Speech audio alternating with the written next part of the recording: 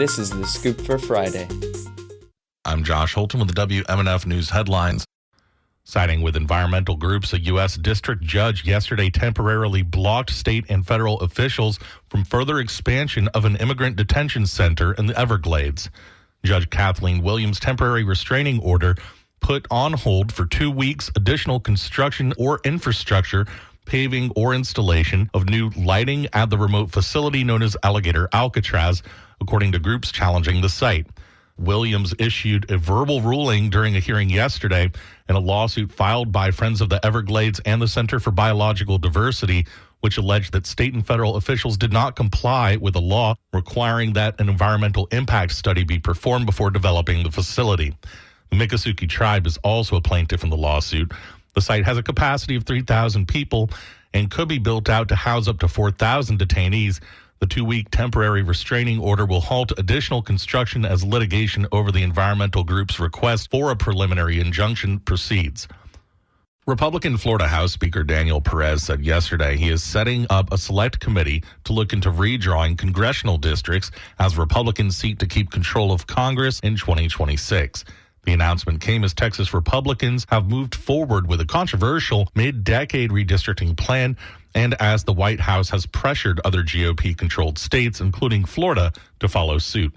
Under Article 1, Section 2 of the United States Constitution, redistricting happens once a decade after the U.S. Census. The last round of redistricting happened in 2022.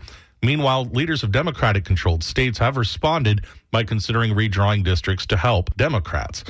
Perez said the Select Committee is a response to a July 17th decision by the Florida Supreme Court that upheld a congressional map Governor Ron DeSantis pushed through the legislature in 2022.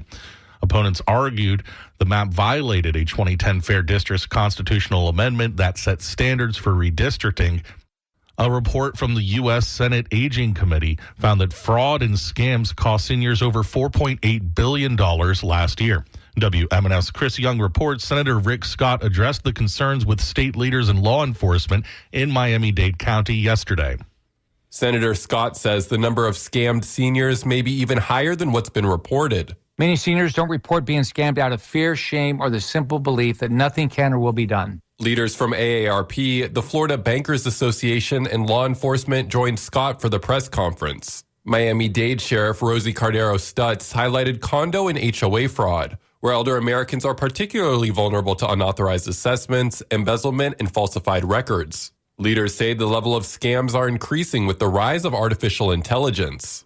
Don't share Social Security numbers or banking information over the phone. Hang up on suspicious callers. The level of sophistication with regard to such scams is increasing. Scott encouraged seniors to notify local law enforcement quickly and not be ashamed to do so. The senator also introduced bills targeting scams. Chris Young, WMNF News.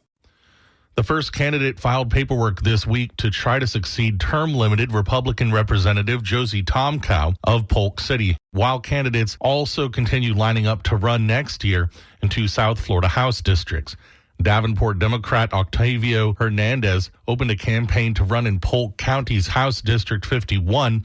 According to the State Division of Elections website, Tomkow was first elected to the House in 2018 and can't run for another term in the district.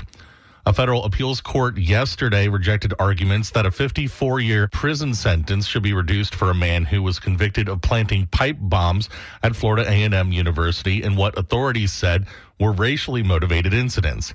A panel of the 11th U.S. Circuit Court of Appeals said Lawrence Lombardi was not entitled to a reduced sentence based on charges in federal sentencing guidelines.